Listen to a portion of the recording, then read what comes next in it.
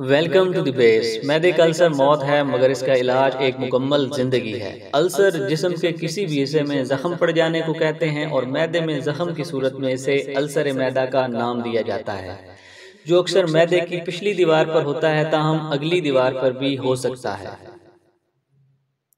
Ulcer की चंद अहम और खामोश अलामात दर्ज झैल है।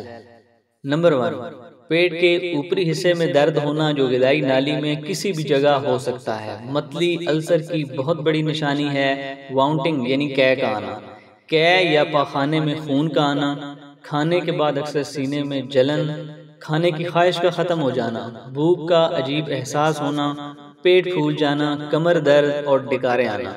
ये 10 ऐसी अलामात हैं, अगर एक भी मौजूद है तो आपको मैदे के अल्सर का प्रॉब्लम हो सकता है। रेमेडी नोट करें। सौंफ 250 ग्राम, 7 मुलट्ठी 120 ग्राम, हल्दी 250 ग्राम, गोंद कीकर 120 ग्राम। सभी अद्वियात को अच्छी क्वालिटी का लेने के बाद इनका फाइन पाउडर कर लें। आधी आधी चम्मच सुबह शाम खाने से पहले सर्व करें और दर्द गुर्दा के मरीज नीम गर्म पानी के साथ इसको यूज़ करें।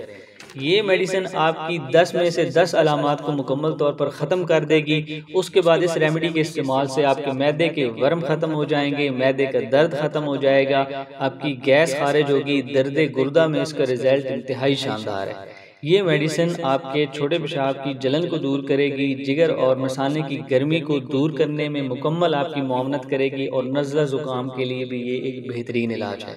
ये रेमेडी मुकम्मल तौर पर सर्टिफाइड है और तजर्बा शुदा है। मज़ीद अच्छी वीडियोज़ के लिए हमारे साथ जुड़े रहिए। बहुत शुक्रिया।